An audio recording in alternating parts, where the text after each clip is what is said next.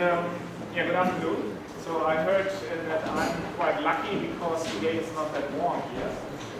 So yesterday should have been very, very warm in this group. So yeah, when I look into the schedule, there are basically two kinds of talks here. Most of them are in-depth scientific talks, one topic and go to the bottom of it. And then there are two case studies about Nimro, which is at least as successful as us. I think they are much more successful because they're playing different leagues and doing them both at the same time. And yeah, this will also be kind of a survey about a team in this standard platform. So, although I have actually I recognize some faces here, so I guess some of you already have been at RoboCups. I will show an example how games look like in the Standard Platform League. This is from this year. That's the semi-final against Austin Villa. At that point in time, still the world champion of 2012. And for us, it was basically very important, or it was a very important game because Austin Villa is the only team that ever beat us so far, since we started to play this league in 2009. Since we are world champion again, they only beat us once. So here you can see we played in, cyan, and they played in magenta. And that was the kickoff, and I think many here are in the Humanoid League, so that's how it looks like if there are 10 robots on field, and not only 3 per team, so 6. And yeah, there's a lot of team play going on in this league. So although we still follow a strategy that whenever we can, we try to directly shoot at the opponent's goal, at least with a high probability we do because it works so well. There's also already now passing. So I guess now we try to approach with kicking. And actually Austin has a goalkeeper that dives for communicated ball positions. So if the other team members say, okay, well, there's a ball approaching the goalkeeper just dives. And so even if, as it was here, unfortunately for them, wasn't localized so well, it's still diving for the ball. There was one goal I haven't here in the video where this was very obvious because the goalkeeper was looking in its own goal. It was rotated by 180 degrees and it still jumped for the ball. And but it was inside the goal, so it didn't help much.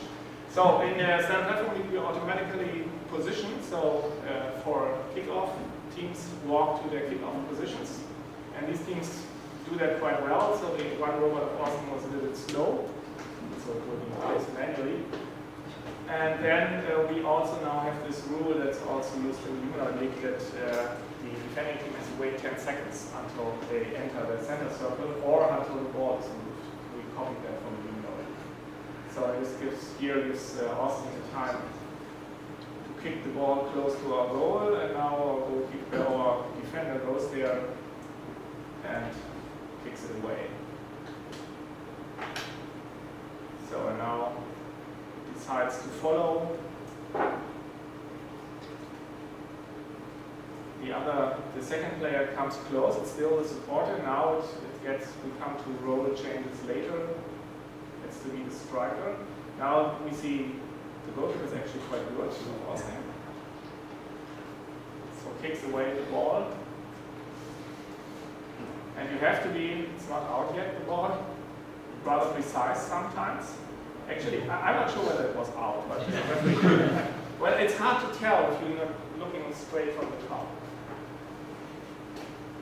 So and I show this scene until the goal, so you get an impression how difficult it is for the robots to basically know what they have to do, because there will be rather there will be a lot of robots will be in Austin's And here it's also, with the current, what we currently detect, sometimes it's hard to make the right decision. So the robot basically, it sees, okay, well, there's an obstacle in front of the ball, so I have to walk around it, but it doesn't realize that this obstacle is actually moving also around the ball. So in this situation, it would have been better if another robot went there. But it's actually hard to detect this at our current state, basically. So now the robot decides to pass. Basically, we do this by random, so we have probabilities for whether we pass or whether we directly kick at the goal, and sometimes they pass.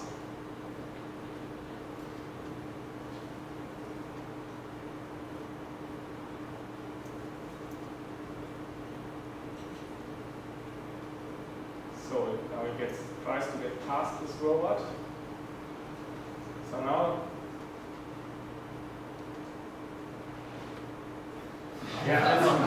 well, it was pushed a little bit. It's a big discussion in our team whether we should continue to do this, that if we are close to the goal, that we stop and do a big kick. But there are many situations in which we can basically overcome the goalkeeper by doing a strong kick. And so, the drawback is that sometimes you get pushed before you can kick. So, for example, if the robot knows that it's in that corner and it cannot directly kick a goal, so it's dribbling. And now, I don't know what happened because the referee was in the way as again. And now you can see that the robot exactly knows where it's standing because.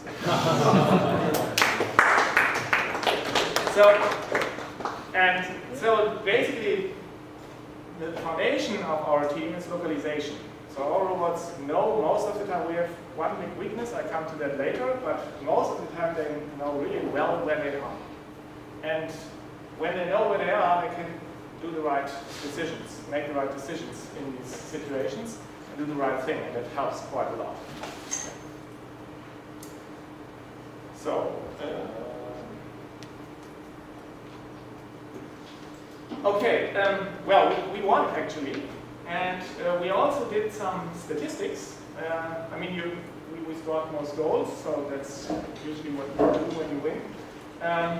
You cannot see much here, but in the statistics, that's the number of goals, and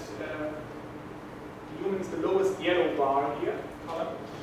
And all the other things are basically penalties we get, except for that's when the team kicks out. So they are not penalized, but, well, they are not directly penalized, but the ball is put in an unfavorable position. So, and if you look here, there basically is very, very thin yellow bar over all these penalties. And the only thing we do quite often is kick out, because we kick at the goal as often as we can, and sometimes, especially when the robot has made a turn before right into the kick, and the ground was rather slippery in Eindhoven, then sometimes they miss. So, and our opponent in the final, the team from Leipzig, they are somewhere, although they kick not often, they even kicked more, had more balls that they kicked out than us. I think it's that one way. So, in general, we try to avoid all these penalties, and you can avoid them if you know what you're doing. So that's basically the goal, and there are several things that we still can't do, and that's research for the next years. So for all of you who do not know this robot, actually it's over there. There are two of them, older models. That's the Now from Aldebaran Robotics. We're in standard platform. Standard platform means you buy a robot and you are not allowed to change it. So you get that robot and you are not allowed to change it. So that's the difference from, for example, from Humanoid kid-size league, where it's now kind of a standard platform, because I think half the teams are now using the Guardian. And but you are still allowed to change it. But except from putting a logo somewhere and tape some stuff, it's not allowed to change it now. And this results in some interesting questions because there are certain problems you cannot solve in hardware because the now lacks this piece of hardware. So yeah, well, the now has either 21 or 25 degrees of freedom. Basically, there are 2 nulls, and some have motorized hands, and the others haven't. And since this year, also the nulls used for the RoboCup have hands because either one does not want to produce 2 different robots. So they are basically identical, I think. It's still normal. Actually, they have even, ours at least, had orange plastic parts, and they were painted gray, and the paint comes off. So, yeah, it's 57 centimeters high, like this one over there, and the weight is continuously growing, so it's getting heavier and heavier from each generation to the next. I think the newest ones are 5.2 kilograms, so they are really heavy. So twice as the Darwin, I think. And the motors have basically the same strength, I think, so it's a very heavy robot. It has a lot of sensors, so there are 2 cameras in the head, not in the eyes. There's a stereo vision head that has the cameras in the eyes, the normal ones are in the mouth and in the ear. And the new V4 robot has a high resolution of 1280 by 960, which is in YUV 422, so basically the color resolution is only 640 horizontal resolution. And we only use basically 1/4 of that, so 640 by 480. But then there are real color pixels. And then there's a second lower camera with the same resolution, but when you try to get high resolution images from those cameras, the robot crashes immediately. So we use lower resolution for the lower camera because everything the lower camera sees is closer, and so it's bigger. So it's actually it's quite efficient to do that. Yeah, then there are sonar sensors in the chest too, and it has pressure sensors under the feet, and I heard they now work. We haven't tested them so far. In V3 they never work. And bumpers, and you can detect, measure all the joint angles, and there's an inertia unit in the chest without a Z gyro, so you cannot measure this rotation. So, which is a big problem.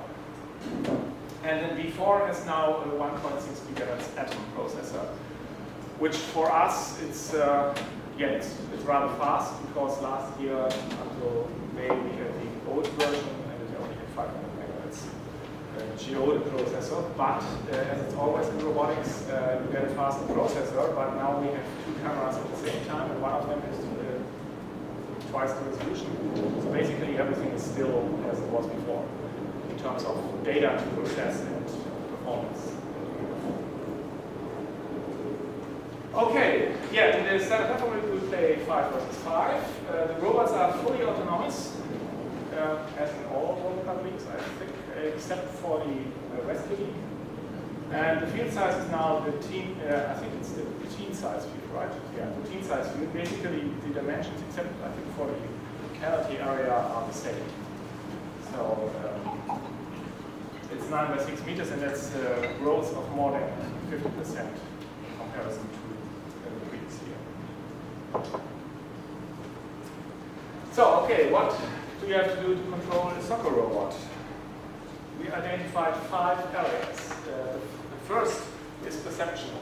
So, what do I, or the robot, does see now in one image? So you get an image either from the upper camera or from the lower camera, and you detect what is in that image. Is there a road post? Is there a door? Is there not a robot? Is there a field line, crossing of field lines, stuff like that.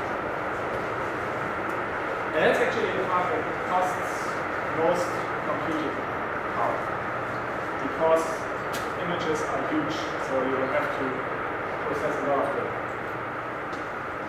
So the next step is world modeling.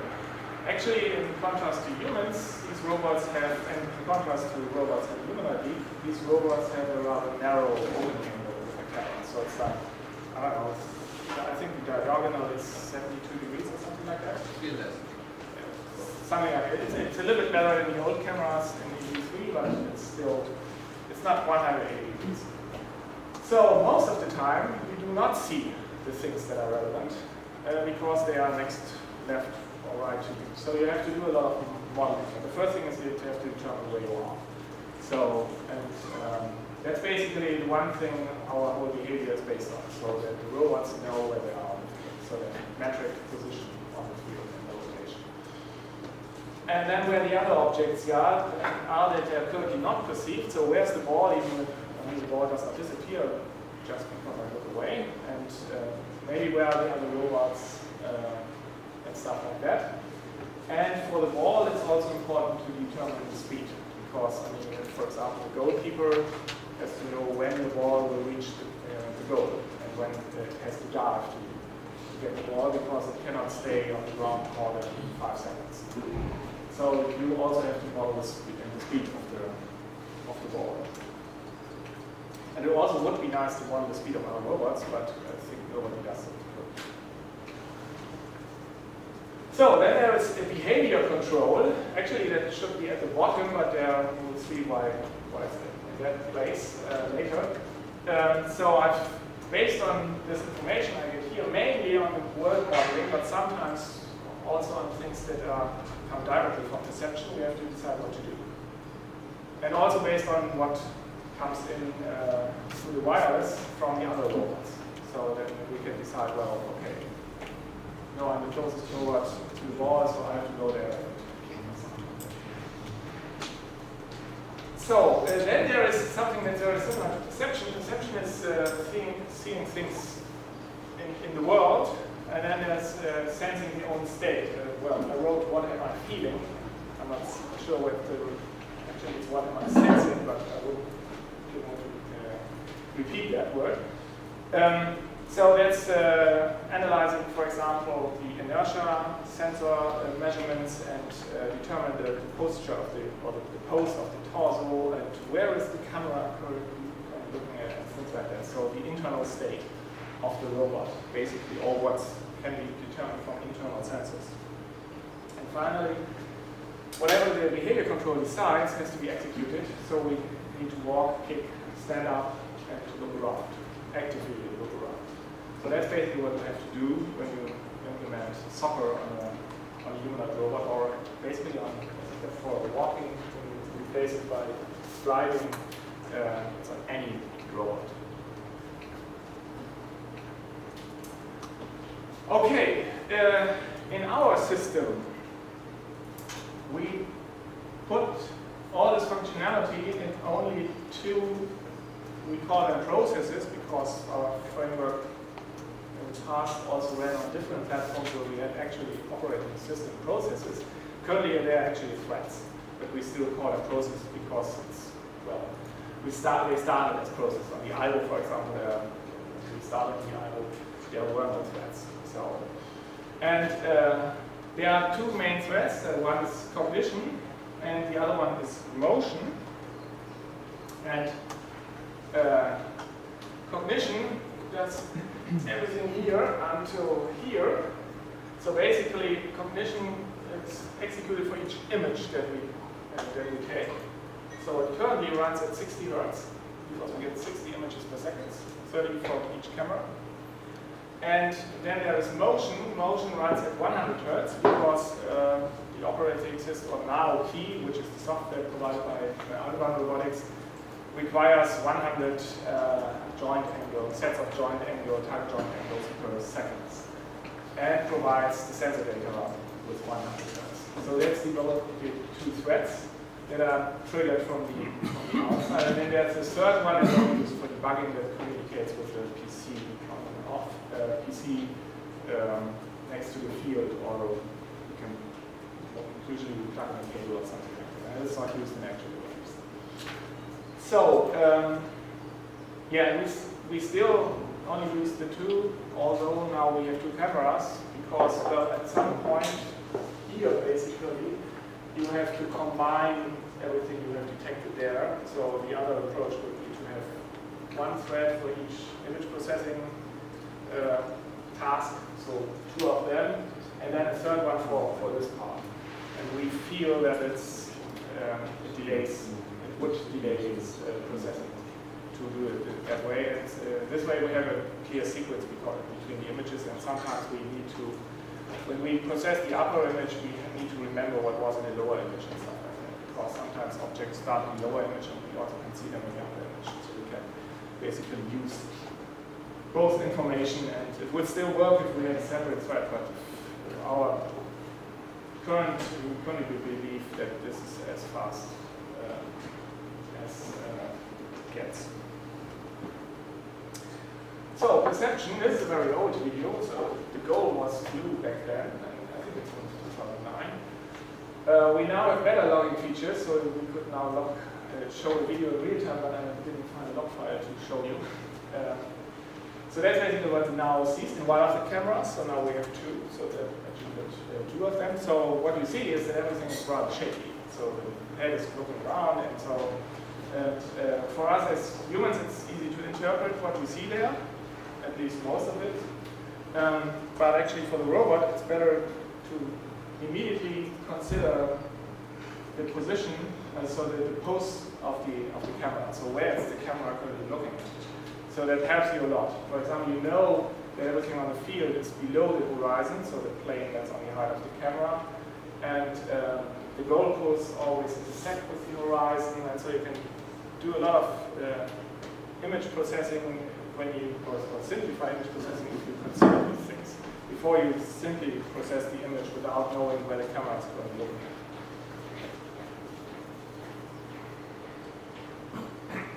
So, okay, and there you can also see that the robot actually sees a very small part of the world. I mean, now we see two cameras, but it's still a very narrow viewing angle. So what we do is we detect features in these images. For example, field lines, the wall, field crossings. What you see below here is projected into the image. We have a model of the now, and we know when the now sees its own body. So the now is white, field lines are also white, so we try to exclude the own body parts. So if an arm is here, the now would know, okay, that's my own arm, so it wouldn't detect it as a field line. So they are excluded. And finally, we basically project all these perceptions back based on the pose of the camera, and then you know where the objects in the world are relative to the robot. You still don't know where the robot is if you do that, but you know where the ball is relative to the robot. And there are some field lines and there are goalposts. And so that's basically the input for the modeling. So all these local perceptions.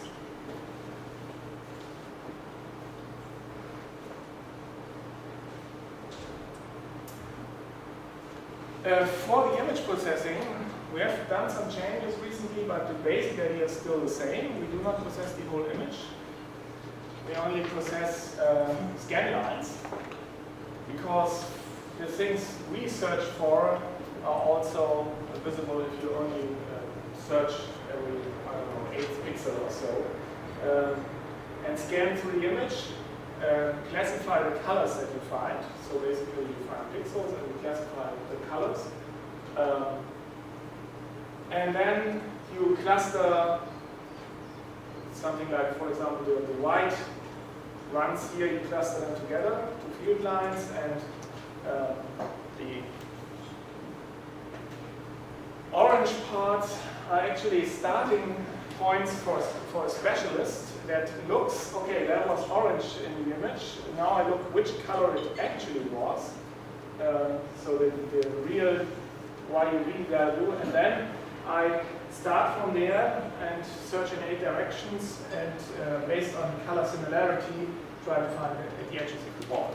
This works rather well, and it's if you have the starting runs here, it's really lighting independent. So you need something must be found as orange, but then as shown here, for example, this ball is detected from this little orange here, because starting from here was okay. Well, that was orange, so similar colors are found.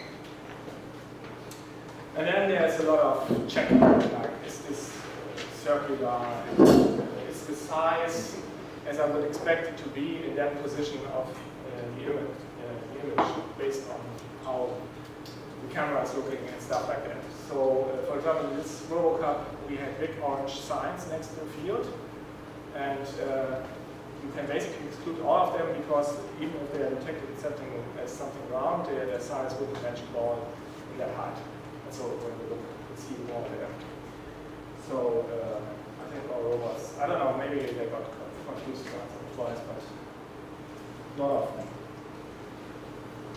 So, and then the goal is something special because the only thing we search for that's not on the field plane. And yeah, there was, we wrote the goal perceptor. The idea is still the same. You search on the height of the horizon and a little bit higher below. And to know, if you search there, you must find the goal posts if they are there, and then you scan down and up and do a lot of checking. So to avoid detecting other things as goal posts. So the size must, the width must be constant over the whole height, and you know, if you can see the upper part, then the height must match and stuff like that. So you can do a lot of checking that can avoid detecting the wrong goal post. And what we also do is we detect the boundary of the field. So this year, in the rules of the SPL, there was written that you can have a clear view to another field if it's at least 3 meters away. So you can see the same goal post on another field. And so you have to detect where the field ends. And so the goal post, the bottom must be inside your own field. And yeah, I don't know, and they must start on the ground and stuff like that. So there were some goal posts were painted white because some teams wanted them to be from humanoid goal posts. The backside was white because they would have detected flying or things as goal posts, which is rather strange for me. But normally, if you do enough checking and nobody appears with yellow trousers, which happens, and stands right next to the field, then yeah, everything is fine. Yeah, back we had also blue goals, and well, blue jeans are rather prominent, so that was actually a problem. So having many people standing around blue jeans, because well, if they stand straight, it's really hard to distinguish from goal posts. So then in general, there are basically 2 methods how to determine distance, because you actually are not interested in where something is in the image, but you want to know how far it is away and in which direction. So in one possibility is that for many objects it's not so easy. It's distance from size. You see something in the image, and you know you can draw the image, so you can determine how far it is away. Usually that doesn't work for many objects because you do not know how they are rotated towards you. It works for goal posts because you know that they are standing upright and stuff like that, but even there you would basically do a bearing to the top and to the bottom and calculate use that. What we use for everything is distance from bearing. So even if we see a ball, which has a clear size, we use the bearing of the ball and determine the distance from that. But to do that, you must be very precise in the pose of your camera. So you must know what is horizontal. And we do actually, we determine the torso pose rather precisely to be able to do that. So sensing, and then we come to the torso pose very soon. Yeah, what do we do internally? Processing, so determine the state of the robot. The first thing is to calculate the center of mass. I mean, I think it's even provided by Naoki. We don't use much of Naoki, so we do it ourselves. Which has the drawback that we have to type in all the data from their documentation, but we often find mistakes in there. So basically, each limb of the robot has a certain weight, and you know all the distances, and if you know all the joint angles, you can calculate where the center of mass is in the robot, and we use that for balancing, for walking, for kicking. So that's something that's used quite often. Then we determine ground contact, so whether the robot is on the ground. This is very important for us because we use the gyroscopes in the chest, and they have to be calibrated, and it would be a better idea to calibrate them while the referee is carrying the robot around, because then some assumptions do not hold anymore. So we need to know whether the robot has contact to the ground. This has been quite difficult in the past because these foot pressure sensors never worked. Maybe now they do, so we have to look at it again. But we used something like load on the joints, and we tried everything. So it doesn't work. It doesn't always work so well. Then we detect faults, including the direction, so whether we fall to the front, or to the back, or to the left, or to the right. We detect if we fall to the something like to the side, and then we would land on the arm, and then after that we would either fall to the front or to the back, and we detect that too, because we want to update odometry. So it's a big difference. I mean, it's actually a difference by 180 degrees, where you fall to the side and then to the front or to the back, and if you get up again, it would be a nice thing, in particular on fields that have two yellow goals, if you still know in which direction you're looking. And we also detect that the robot is currently falling, so that we can take up the head and shortly before we touch the ground, we switch off all the joints, so that the robot doesn't break the joints. This is actually not so easy to implement because you have to do a lot of testing, and to do that you have to throw down robots. But I come to that later. We have done weird things with the model. So then we determine the torso pose based on the measurements of the gyroscopes and forward kinematics. And from that, because there are only two joints between the torso and the cameras in the head, we also determine the camera pose. So we always know in which direction the camera is looking. So the torso pose, then we use an unscented Kalman filter, and we use the forward kinematics. So basically the difference between the position of the torso computed from forward kinematics from the previous frame and from the current frame, so we know in which direction the body has moved. As process model and as observation model, we use the gyroscope measurements. So usually a lot other things in our system sometimes assumes that the feet are flat on the ground, but they never are because we walk on carpet. And here we basically make sure that this even works if the feet are not flat on the ground. So that's the assumption behind it.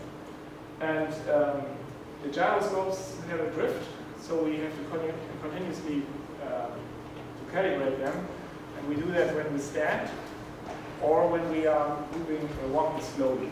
So while walking slowly, we assume that during one walk cycle that the average rotation is 0, because we make something like that back and so on, and this is integrated into another filter, so that we estimate the bias drift. And we also, when we fall down after getting up, we stand a little bit still so that we know, okay, maybe the reason for falling down was that the gyroscope will not calibrate correctly and we recalibrate them. So that's basically the idea. And to determine whether we are really standing still, we also use the accelerometers to see whether somebody is pushing us at the moment, which will also result in this calibration. And well, it's all old data, so our estimation of the red one was the torso angle provided by Aldebaran. It was a lot worse than our estimation. It's a lot smoother and actually more correct. It's here in the data.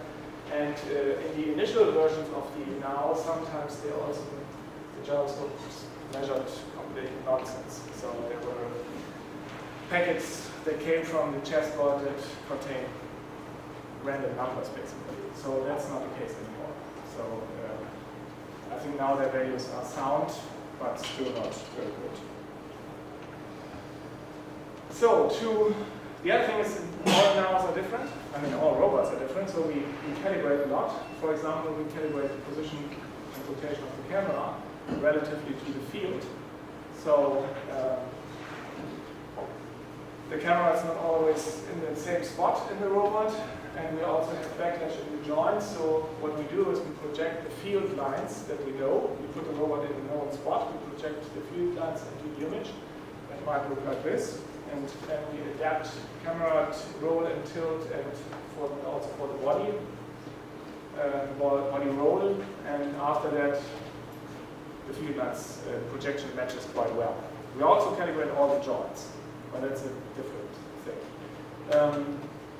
One problem with the new now, where we haven't found a solution for, is that when it falls down, sometimes the camera this sometimes results in very strange behavior. So we had at RoboCup, we sometimes ignored this 10-second. The rule that you cannot score a goal from the center circle if you have a kickoff. Because when the robot was standing there, he had a rotated camera, and thought, well, oh no, I see the goal and it's far away, and so I cannot be in the center circle anymore. The ball in my phone can also not be in the center circle anymore. So it kicked straight at the goal, just because the camera was not calibrated correctly. So strange things can happen in these robots. Then you get joint images and joint angles. And one thing is that the cameras are CMOS cameras, so they expose pixel by pixel. So if you have a camera, the camera moves, then you get images like this. This is not a now image. As I wrote Bioloid, I just saw one. The Bioloid, actually, this was a camera of a PDA that was on a Bioloid. And we actually got images like this. It's basically, if you detect something here, and you would use that, then it would be wrong by 10 degrees or something like that. So we compensate for that, because we know the speed at which the camera is moving. But what's even more important is you get joining measurements in one time frame, and you get camera image in another time frame. In our system, they are different threads. And you have to compensate for the differences. You want to know where was the camera when this part of the image was taken. And if you do that correctly, you have rather precise measurements. And whatever precision you can get, that makes everything that comes after it improves it. So we use the head joint velocities to compensate, and also the differences between the timestamps of camera images and joint angles. And we also consider that everything that Aldebaran is delivering us is 30 milliseconds old.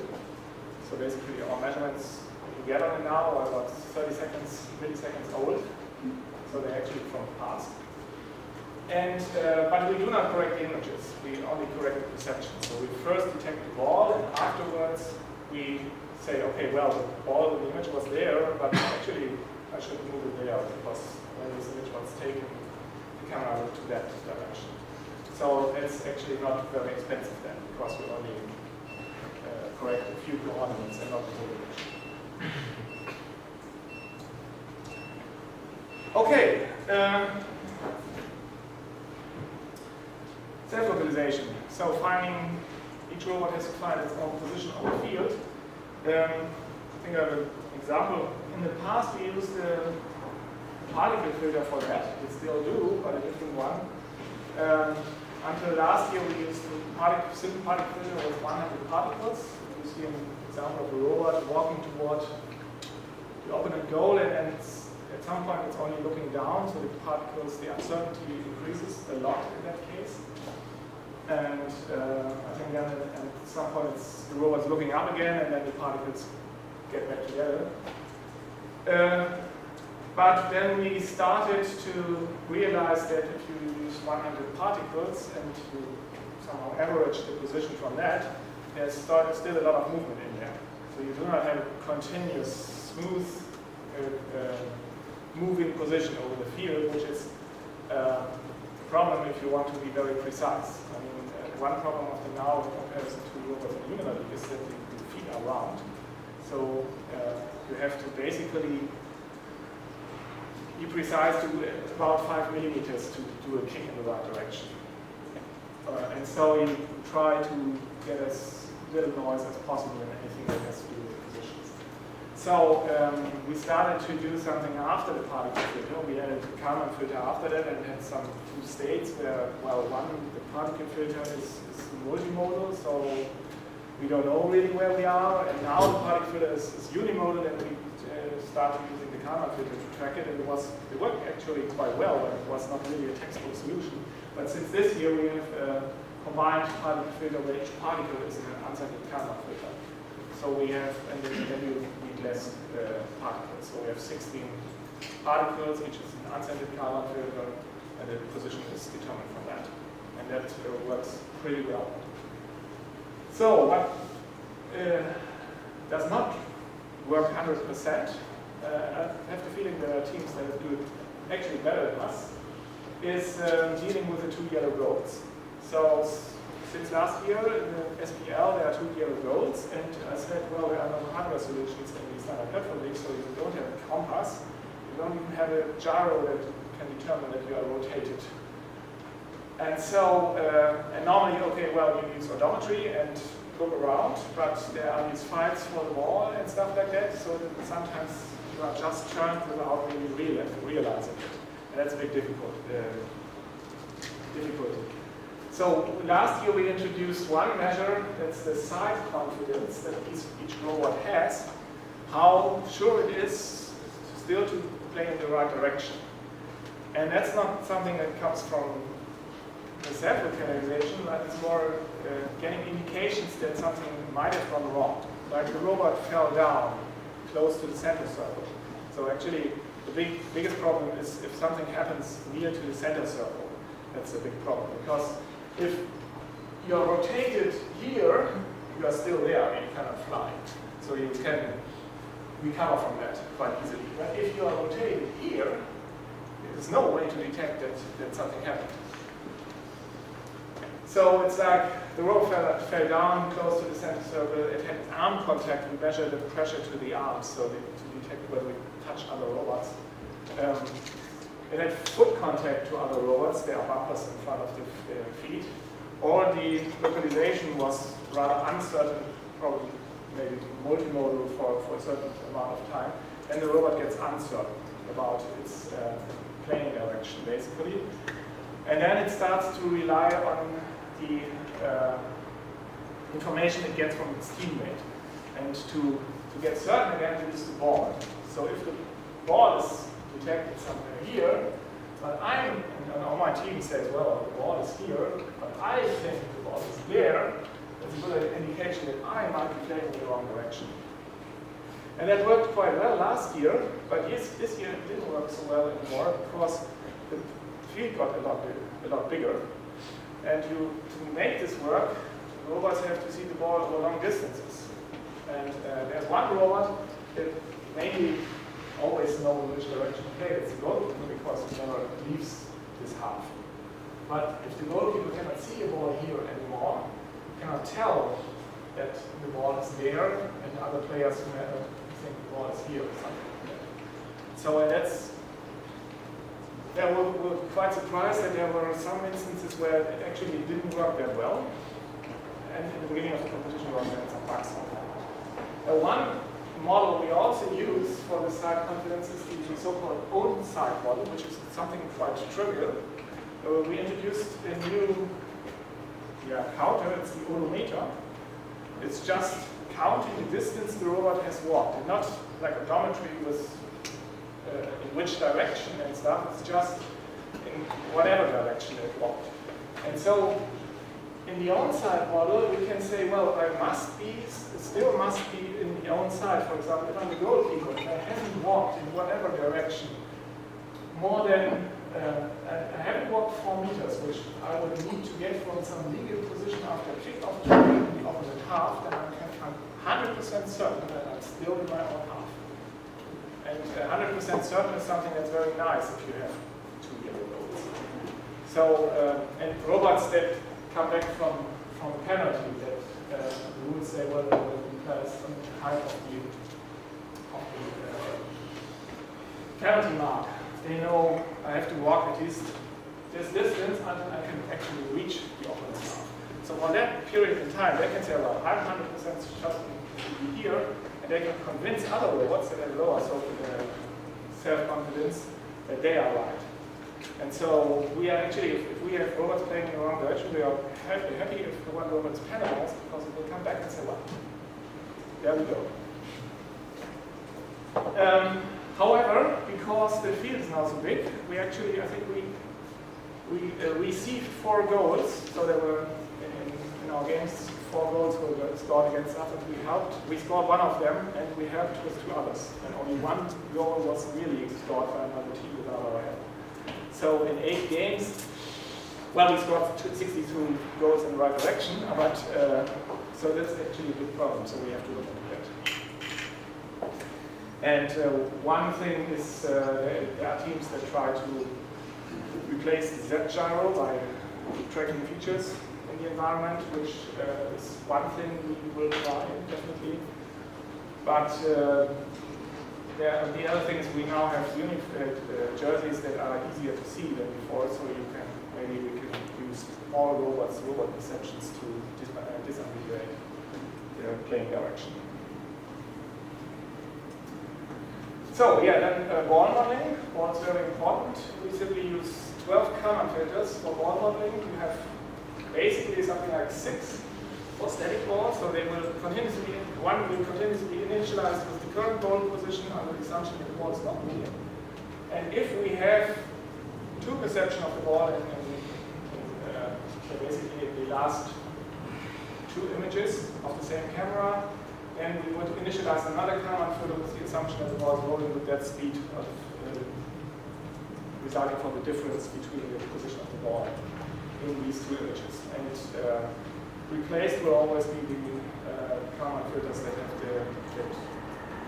match the current ball perception to us. And this works actually quite well. So obstacles. In contrast to the Humanoid League, it's allowed to use sonar sensors. I'm not sure whether they help so much because the sonar readings are highly imprecise. Because this is what we currently model. I'm not sure. It depends on what you actually, which object you measure. But we currently assume an opening angle of 90 degrees. I think the documentation of Aldebaran says 60, but we will use more like 90. And there are objects, yes? I have a question to the slide before. For the ball modeling, do you model any damping on the floor? Or? Yes, we do. So you predict the position of the ball where it's...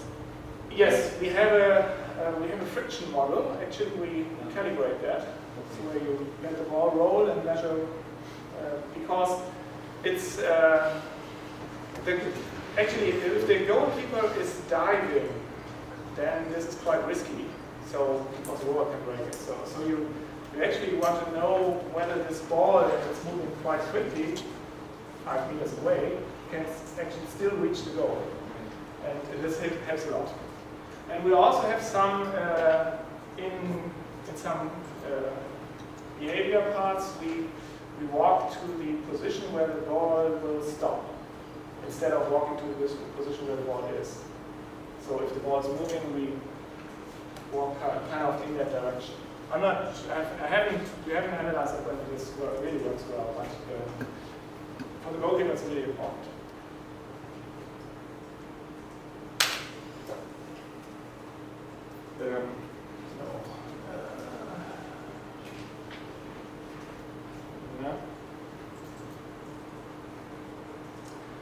Okay, so we rewrote the sonar-based obstacle detection this year, trying to get the most out of the sensors that we could. So there are 2 transmitters and 2 receivers in the chest of the mount.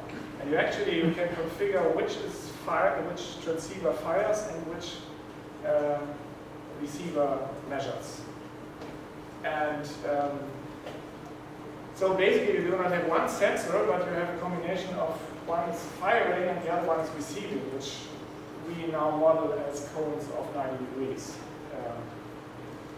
they are based on some simple experiments in which direction they go. And however, they hugely overlap. So what we do is we have a grid, which is quite common for sonar processing, but in each grid cell we have a histogram that basically remembers the last 60 measurements, whether a certain part in the grid was measured as free or as occupied. And so we can simply say, well, in the last 16 measurements, this cell was measured as occupied for 10 times. In the last 60 measurements that this cell was measured at all. And from that we get rather interesting overlays. So with these sensors sometimes you can even detect 3 robots, because some sensors say, well, there's nothing, so they basically reduce the measurement, and so they say, because they all have these big opening angles, this sensor says, well, there's something, but there's another sensor says, well, I haven't seen anything.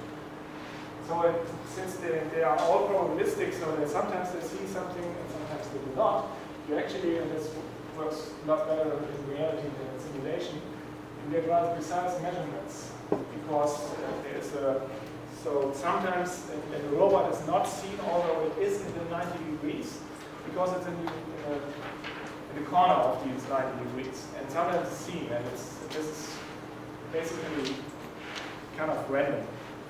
And so you can get rather interesting results as long as the others do not move. So your own motion is integrated in this map by geometry, but if the others move, this doesn't work.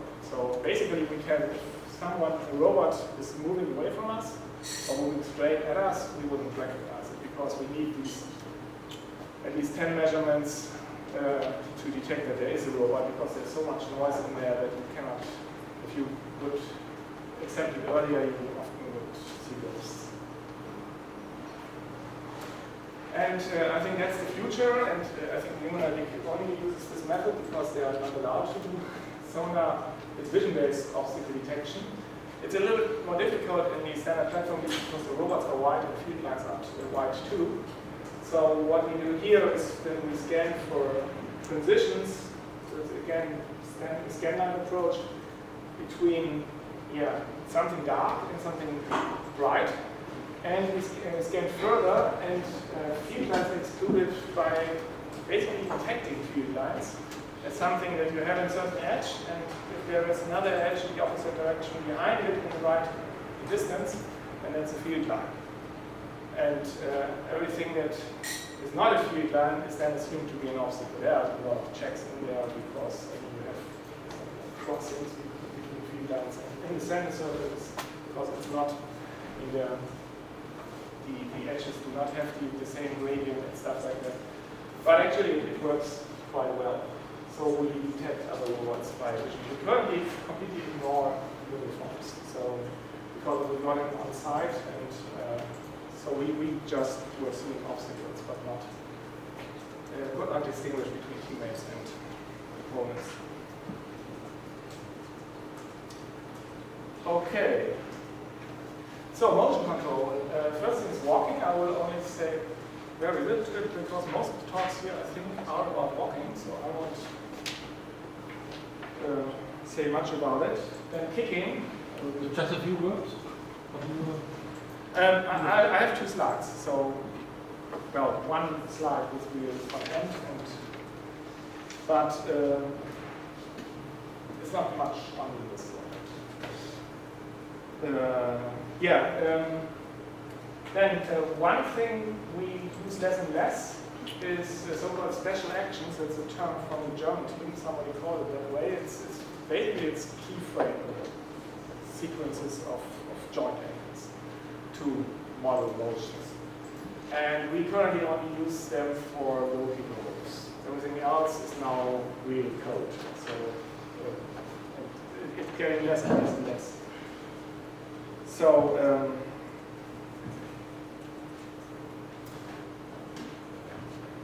then right, last year we also had our get up motion, and I have a video of the very first now getting up.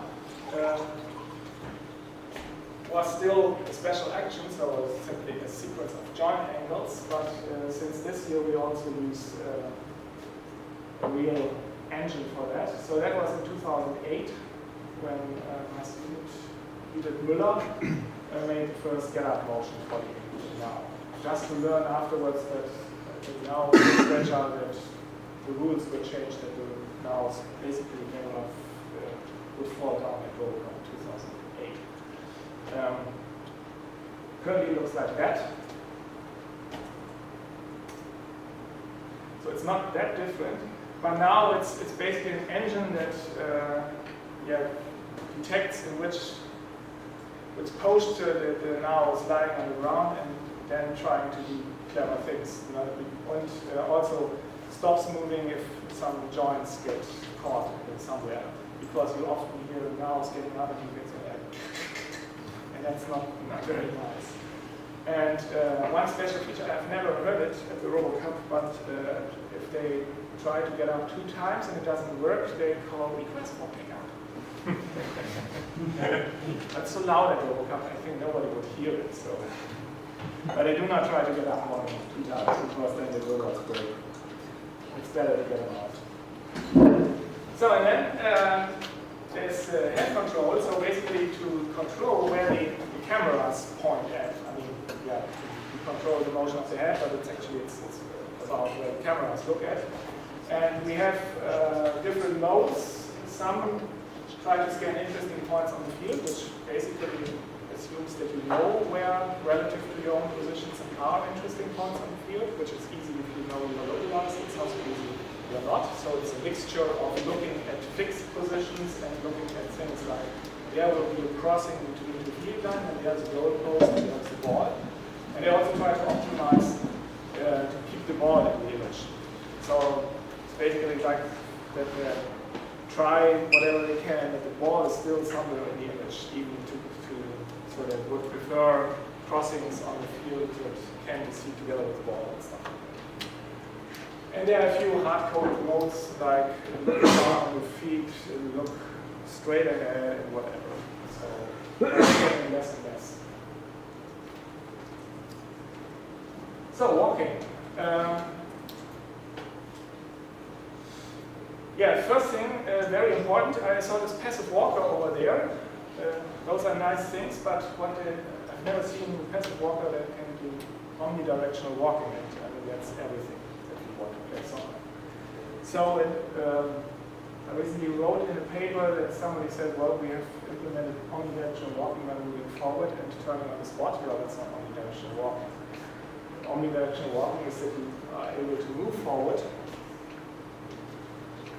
move sideways, turn, and do any combination of it. So you can basically do any combination so that you can do any trajectory that you want. And in RoboCup, the walking engine must be able to accept many changes in the walking direction, because I mean the ball is moving and you try to turn and back and whatever. So that's quite difficult. In general, when you're walking slowly, you can do any combination. If you're walking faster, it's not so. Usually you have to prefer dimensions. So for example, we cannot walk with 30 centimeters per second forward and then turn with a high rotational speed. That's not possible. But if we walk slowly, like 10 centimeters per second, we can basically combine this with 90 degrees rotations. So, yeah, basically that's what you wanted to know. We model, during walking, we model the single support phase as a linear inverted pendulum. So you basically here you have the pendulum, one is in the support foot, the base, and the top is the center of mass. So we basically balance the center of mass. And the center of mass is moving on a plane that's parallel to the ground. Actually, I'm not sure whether it's always parallel to the ground, because there are, I mean, you have the base technology and then there are some freaky additional parameters that may allow you to get up and down a little bit, because that works better. And this shows this in slow motion. So you have your inverted pendulum, and it's single step phase. Here is the center of mass, and then there's a curve that the center of mass should take through space. and that's basically what the engine generates. And then you basically go forward, your position moves, and when you reach this point, then this becomes the support foot, and you have a U inverted pendulum on the other foot, and you start the whole procedure again.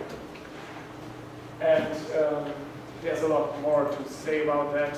We determine the whole timing of the walk from basically from the motion of the center of mass, and that's all motivated on the work of Kachita in 2002. And then basically, if you just without any sensor feedback, you only get about 10 centimeters per second out of this. But with sensor feedback, we can reach over 30. It depends on the robot. So it's really, it's a little bit hard to say how fast we really are, because there's a difference between walking 2 meters and walking the whole half. So not stable. So balancing is currently done by, we have this center of mass, and we also, as it should move, and we also can observe how the center of mass is really moving. So based on the current joint angle motion and the gyroscope, so basically using the estimated torso post plus where we know where the center of mass should be in the torso, and we use that as input for balancing. So if we detail where we are far on one side, we would try to get this arrow away. So I think I have a video here. That's actually, it's the 2011 walking, and that was before we switched off the aggressive balancing. So we see that at some points that, yeah, there, for example.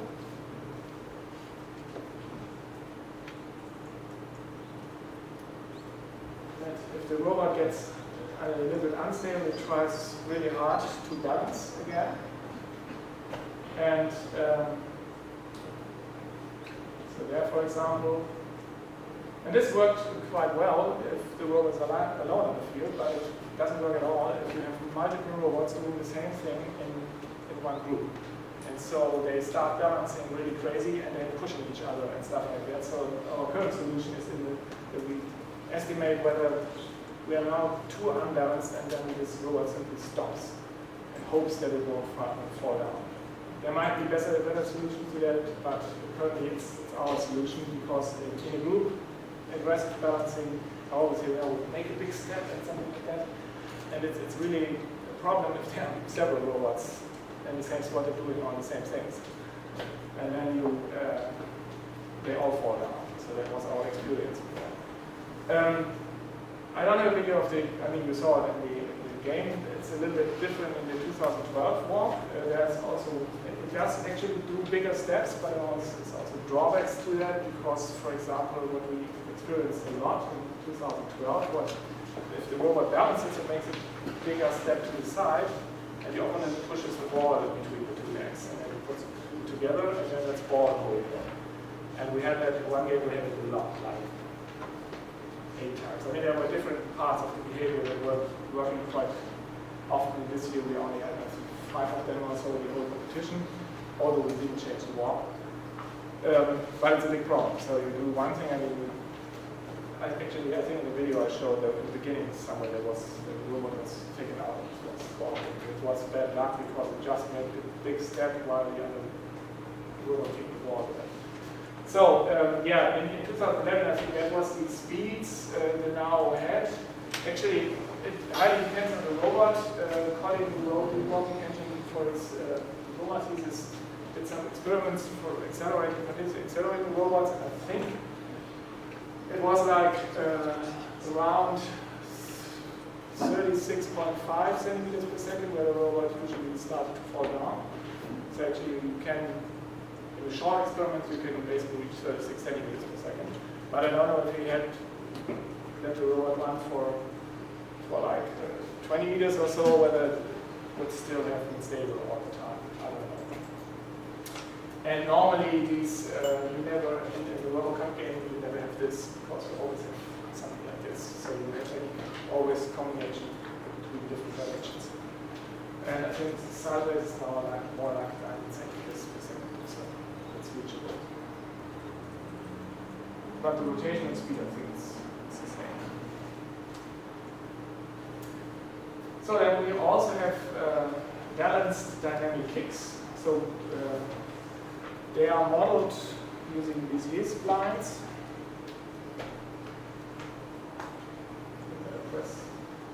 Okay. So 2 for the foot positions, 2 for foot rotations, and 2 for arm positions. And we have an editor in our tool, and you can basically drag the control points of the Bezier splines, sequences of Bezier splines. And so you can manually edit kicks. I mean, this is not real keyframe because there's a lot of information in between. And the tool also checks whether all parts of the trajectory are actually reachable, because you can easily model something that the joint cannot reach. And the nice thing is that during the kick, you can still modify these control points. In particular, if you stand right in front of the ball, you can still modify the point where you want to kick it, so in a certain range. So we can basically walk to a ball, stop right in front of it, and still kick it straight. I think that's 2 ± 3 centimeters or something. But that's basically because you can modify the kick. It's not the position of the ball. And here the balancing is based on a preview of the center of mass, because here you know how the trajectories will be in the future, so you can in advance compute how the center of mass, where it will be, and based on the measurements of the gyroscopes in case you are kicked, you are pushed by other robots, for example. But that doesn't always work, because there are limits to it. I mean, you cannot do a lot of balancing if somebody is touching. Okay, yeah, that's a nice experiment. So, to determine the effectiveness of balancing, we have to do some experiments, and yeah, we did our robots. So there's basically a bottle of water with, I don't know, 300 milliliters or something from a height of 80 centimeters swinging down.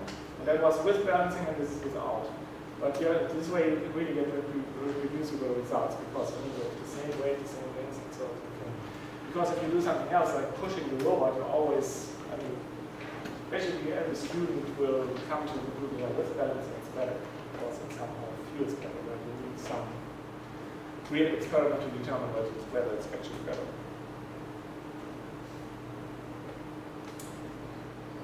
Okay, behavior control. We use hierarchical state machines to describe the behavior. I think how many teams here use hierarchical state machines to describe behavior? So, well, the general idea is that you have a hierarchy of state machines, and they are called options. And in each of these options, there is a state machine, and basically the state determines which sub-option is called. And again, here the state determines which sub-option is called, and at some point you come to something that can really be executed, like stand or kick. So some piece of C++ code also can be executed. And the general idea of using state machines is that the robot, you have to, you cannot make the decisions only with the current with the current information that you have. In some situations, you need to know what you did in the past. So this is a very old example of a goalkeeper, which is actually an example from the eyeballs. And the idea is, if you have a ball that's right or basically on the edge of the penalty box, and you have to get to the ball if it's inside the penalty box because you are the only robot allowed to be there. It would be very bad if it's inside the penalty box, you would go there, and immediately if you think, oh well, it's outside because it's now 1 millimeter further away, measured further away, you would stop doing that, going back, because then the goal would, and in some situations, would just could not be signed. So the idea of state machines is that if you make a decision, that you keep that decision for a while. So you basically have one condition for going there, and you have a different decision for not going there anymore. Like, I go there if it's inside the penalty box and I'm not welcome going there. I'm not going there anymore if it's 20 centimeters out, or something like that. And state machines easily allow you to do that. So that's the basic idea.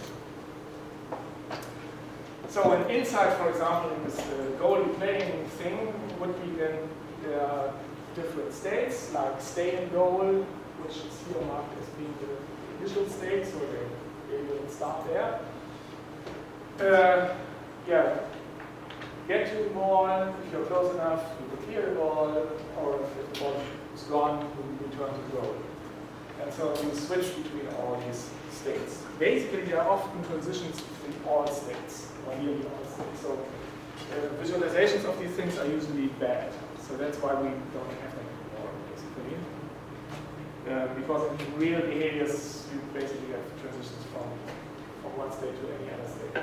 So and these transitions are based on conditions, like is the ball seen, how is the distance to the ball, and things like that. So that's basically if then else programming. So what we used modeling language for this for more than a decade. It was called Xapsil. And now we use something else. It's called Xapsil, just because the other one was called Xapsil. And the new thing is called C-based agent behavior specification language. And the old one, or the old one, it's still many teams that use it, was called extensible agent behavior specification language. And the main reason for that abbreviation for Xapsil was that Google couldn't find it before it was invented. So, Martin Rich, who wrote Xapsil, thought about something that if you put it in Google, there are no hits. And afterwards, so now if you type in Xapsil, his page is the first hit. And then there are other pages of teams who use it. Okay, the idea behind Xapsil is not different from Xapsil, so it's basically the same thing, but you write code that's directly compiled by the C++ compiler. So the main drawback with Xapsil was that it's a different language. It has this very similar syntax to C, but it's not quite the real thing. Actually, Xapsil began as XML, which was really bad. So we could write hundreds of kilobytes of code for very simple stuff because you always have angular brackets. But you have this different language, and you need a lot of interface code in your C++ world, where the rest of your system is coded in, and your behavior code. So whenever you want to have something like is the ball seen, you have to write a C++ function that determines this, and then you have to register this function in the Xapsil engine, and you have to declare in the Xapsil engine that this function exists and stuff like that. So it was really a lot of code to write. So the idea was whether it's possible to do this in plain C++. Actually. So what we did, this is all based on C++ macros. So this is something that actually, for example, I'm a Mac, and Xcode understands this code. And actually, you can find while you type, it can suggest identifier names and stuff like that because it's C++.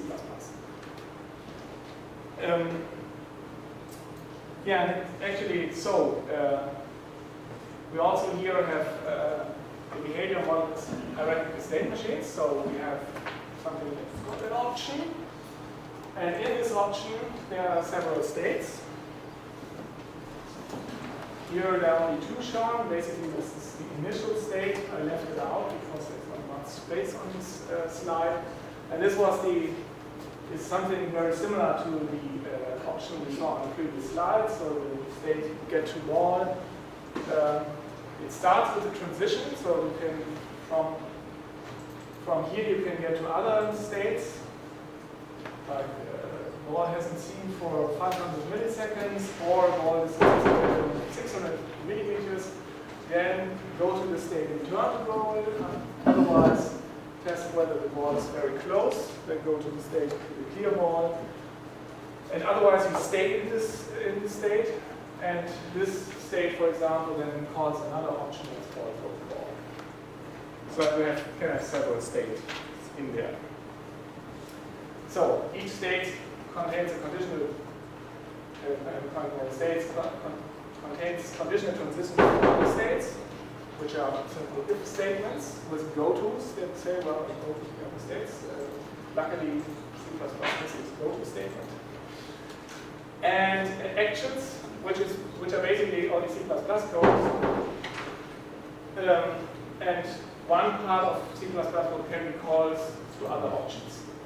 And basically, the macro package simply translates each option to one method of a class. And one class contains all the options. And inside a class, C++ is this nice feature of global visibility, so that you do not have to declare any options. You can use them whether they are behind or in front. And so it's really easy to use. And except for you have to declare anything. So, and one thing that's also true for subset is there are no loops. So in this behavior is executed in cycles. So you get one new image, you do all the perception and modeling stuff, and then one behavior cycle is executed. And behavior cycle means that from the root of your behavior, one activation tree is executed. So sometimes it's actually only a path, but you can call more than one option in the action part, so it can be a tree. And in each option, only one action part is executed. And during each execution cycle, in each option, only one switch between two states can happen. So the semantics is that in the current state, the transition part is executed first. Then the transition to a different state might happen in the option. And then in that option, the action part is executed. The transition part is not checked again. So you can only have one change of the state per execution cycle. And for the next change, you need the next execution cycle. So there's the semantics behind that, which is also the same as the subset. So and then there are some special states. You always have to specify an initial state. That's the first state that's executed when this option wasn't executed in the previous execution cycle. So, I mean, options can be used, and in some situations they are not used, and whenever an option is used again, it will go back to its initial state and start executing from there. And there's a target state that can be used if you want to. That means that the caller of this option, the upper option, so to speak, can use a symbol that's called action done that becomes true if the sub-option, the last sub-option called, reaches the target, or currently is in a target state. So you can do something like that an option is something that does a certain process, and when it's done, it reaches the target state, and then the option above that can say, well, okay, that option reached the target state. And so it's done. And there's also another state, aborted state, that's just like the target state to indicate that this option was kind of failed.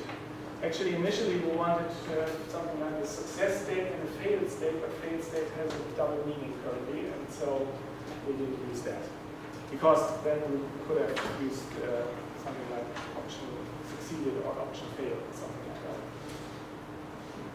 So then you have each option can use the variable called option time. That's the number of milliseconds since this option is executed, since it was re-entered basically. So And there's also state time. So since when, or for how long am I in this current state? So then you can easily do something for 200 milliseconds or so, because you go to the next stage when you have been 200 milliseconds in the current state. Okay. Then a little bit less syntax. And I explained it a little bit more in detail because we have an exercise after this session, and then you can program your own behavior using this language. Yeah, behavior control is not only using your own data, it's also working together with other robots. So we, and I think most teams, use the approach with roles. So we currently, I think we currently have 5 roles. There's a striker, which is the robot, and that's something you have to wrap your head around. The striker is the only robot that kicks the ball. So it's a role, and whenever you, the robot that's closest to the ball, you become the striker, and then you immediately know, okay, what you can do with the ball. While all the other robots have no idea how to kick it, all the other roles have no idea how to kick a ball. So that's the idea behind that. So you have continuous role switching. And there's a supporter that's usually that one here. So if you have a robot that's the striker, that tries to stay close. So when the striker loses the ball, the supporter is there, and he becomes the striker then. And that's new for this year because the field is so big and we got another robot. We have a braking supporter that's actually a robot that walks into the opponent half and stays close to the opponent goal. And is kind of the receiver for any passes. Or if we directly kick at the goal and the goalkeeper stops the ball, it goes there and finishes the attack.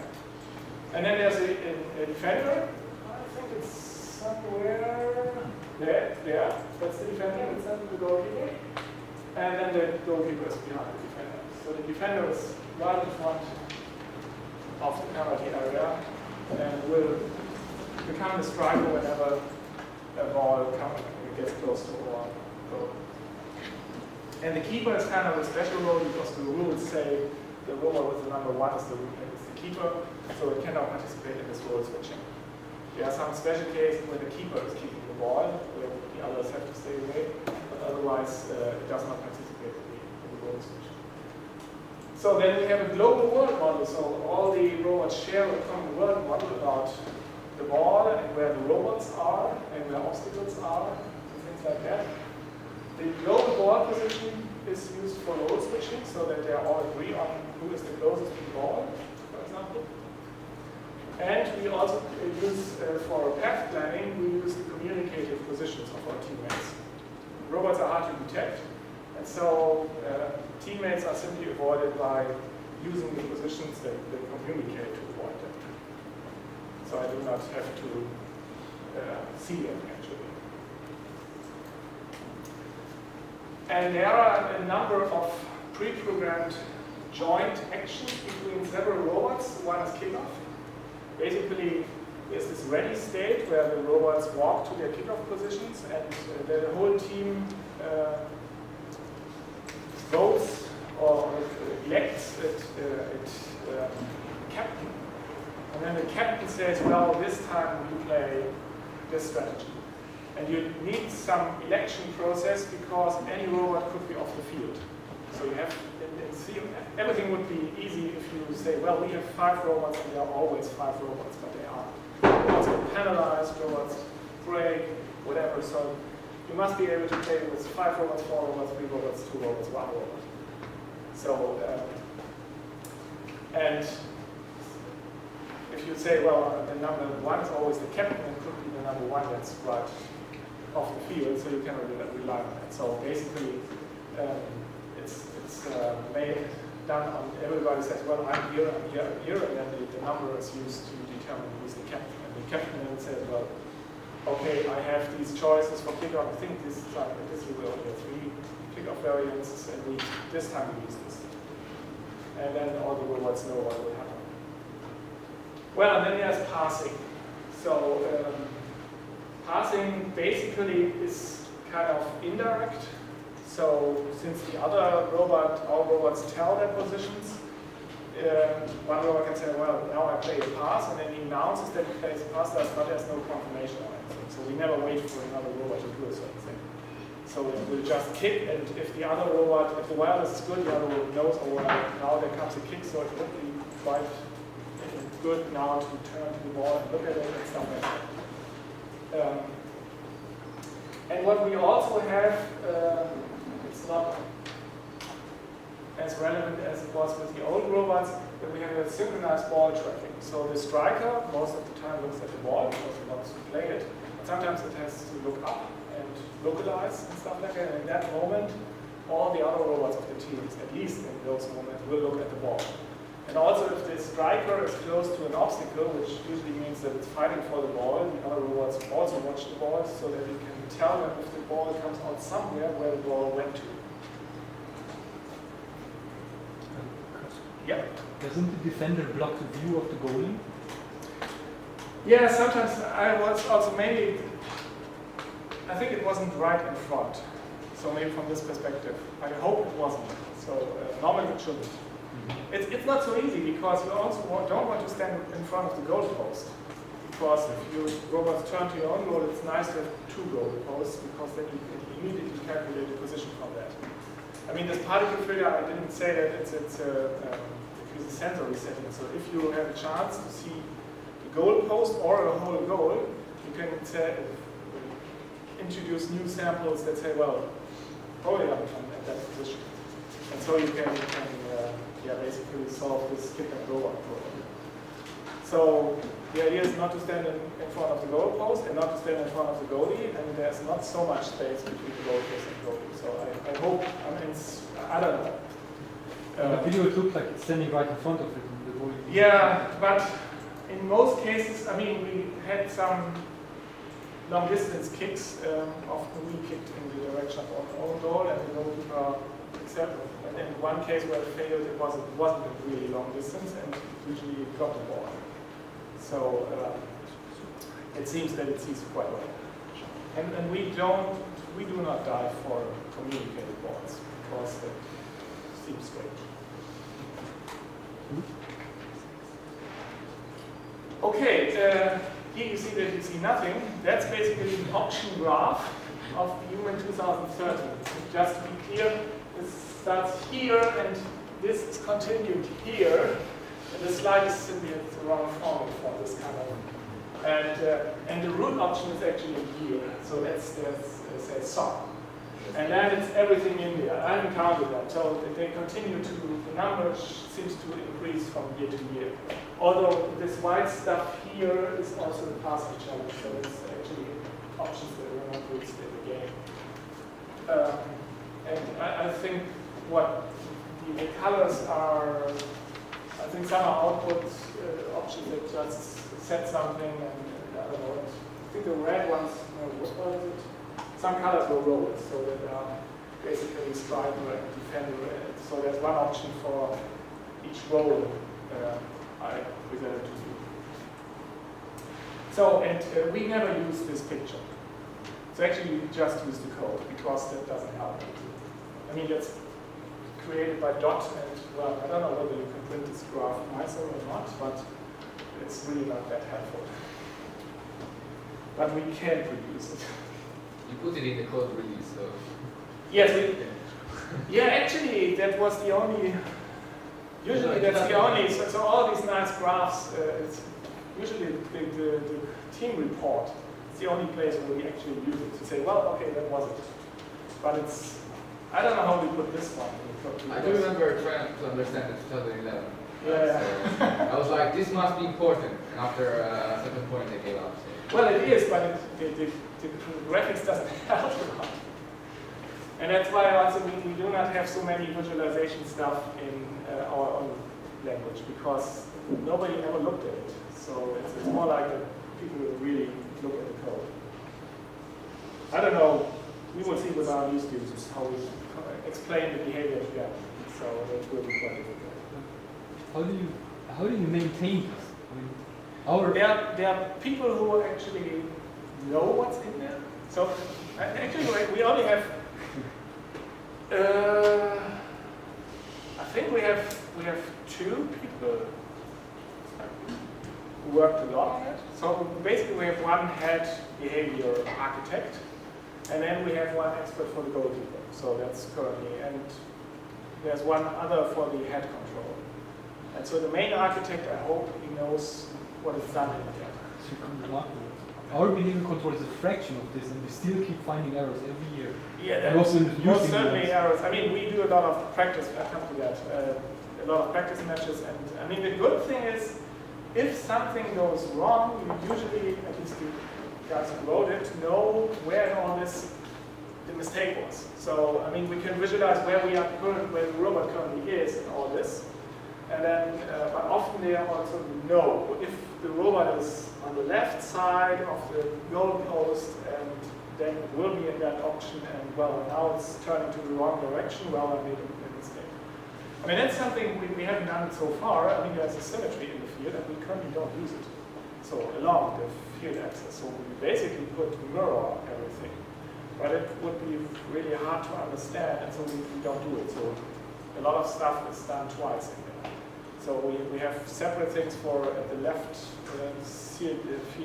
sideline and at the right sideline. Basically, you could say, well, that's the same as the other one, but mirror it. But then you get into trouble if you cross the symmetry axis and think about what will happen and whatever. So currently we don't use that. So that could, but I think it's not only the number of options. It's only. This is on the number of states in an option. So basically there's one player on the left and player on the right. Yep. What I understood is that you don't have a state machine behind or above controlling also states. This is, each one is a state machine. So each colored thing you see here is a state machine. There's no state machine above keeping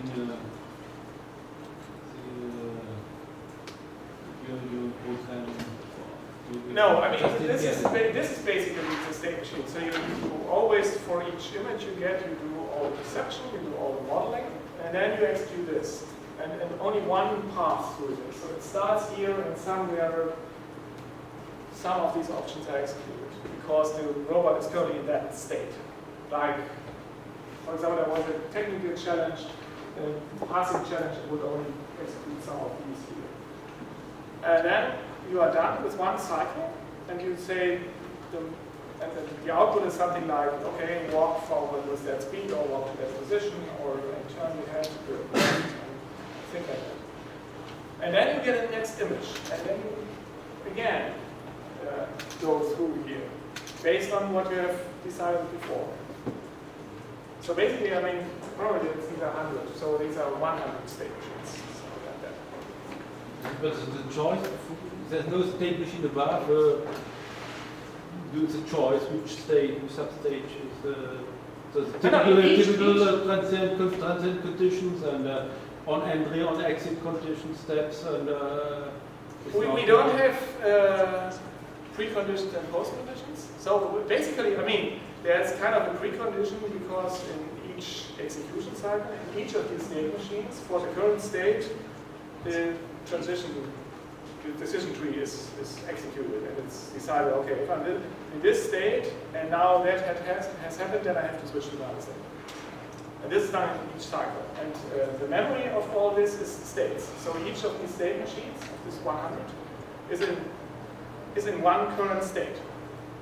And from when I re-execute the behavior, they start from there and continue to. So usually the path within 1 second, most states do not change.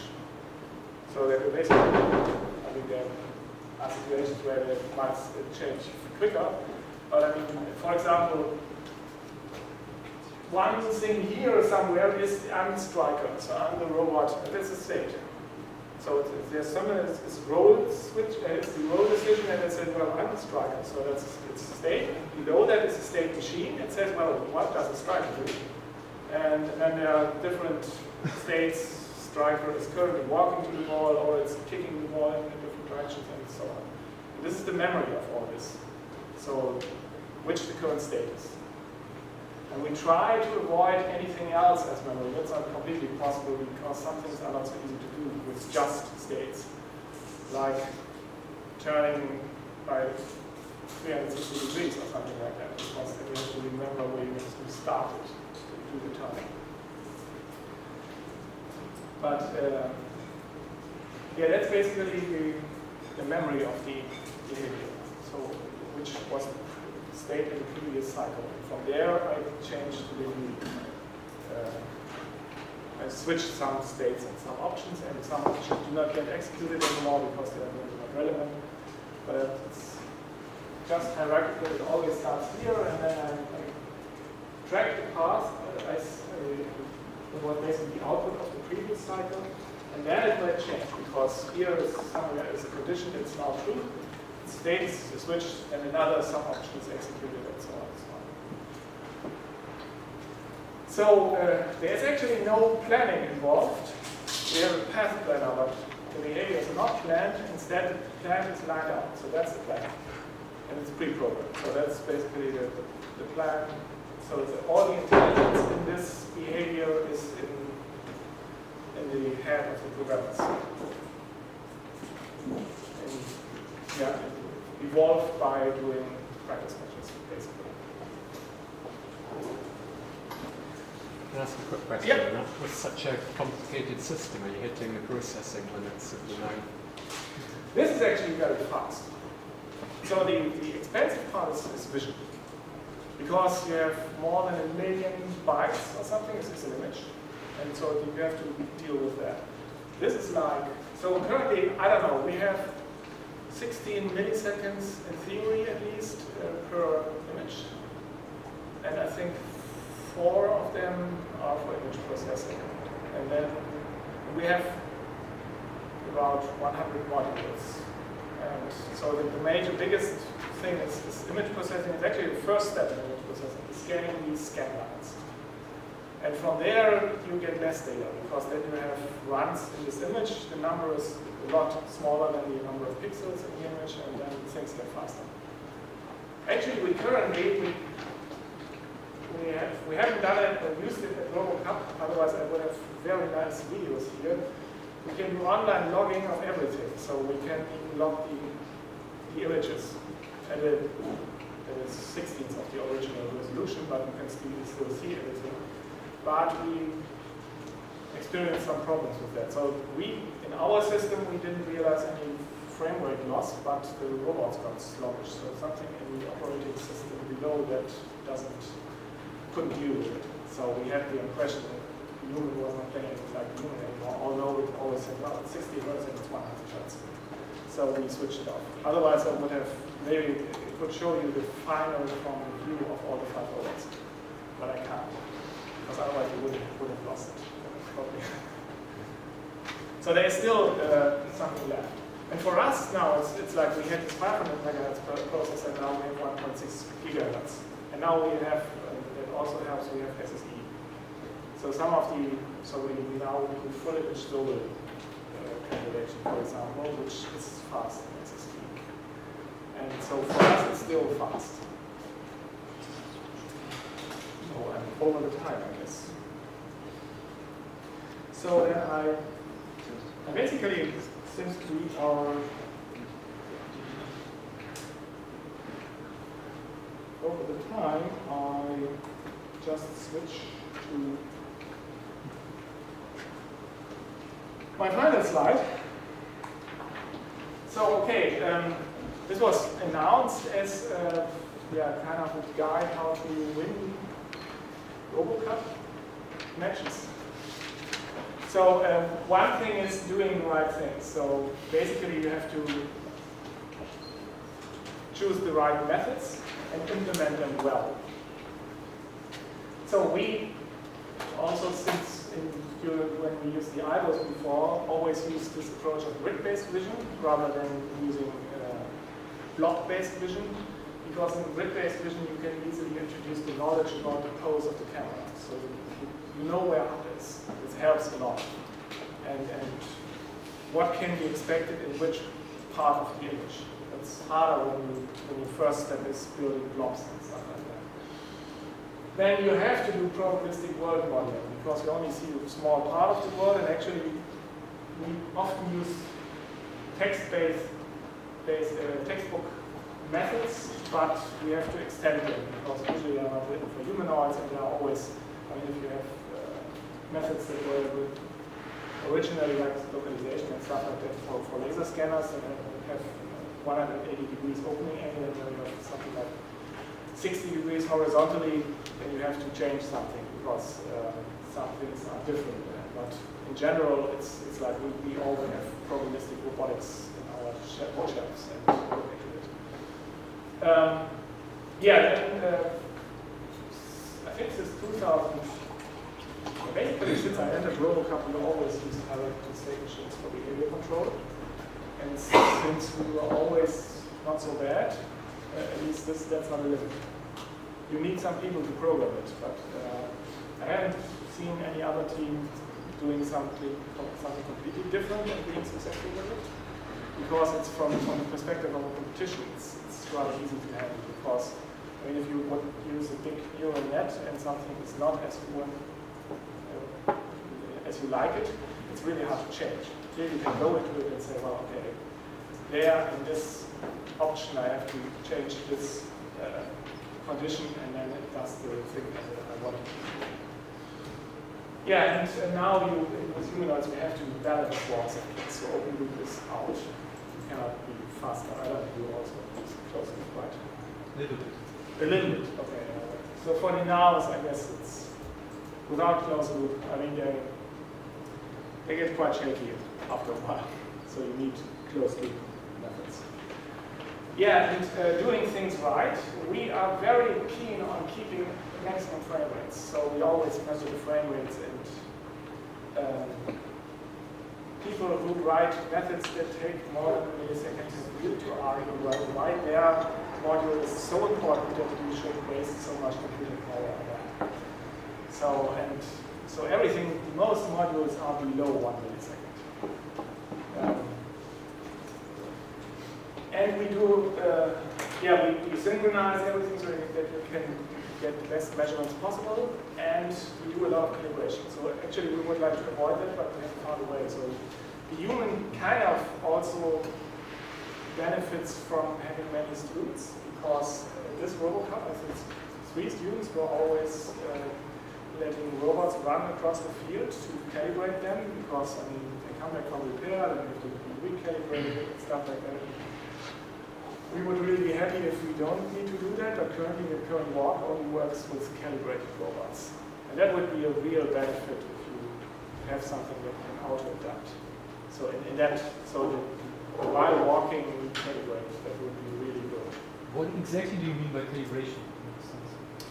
We actually calibrate offsets to all the joints. I mean, it's not all, but some. So they always pick up robots and see whether the feet are flat. And now I think they also start to change the parameters of the walking engine, because calibration, the joining is directly wasn't so helpful because there's a lot of backlash in the joints, and I mean you cannot calibrate that. And then the camera. So and then I mean there's a lot of joints. So that's usually normally we have the legs. I mean the arms are not relevant, but the joints and the legs and the position of the 2 cameras.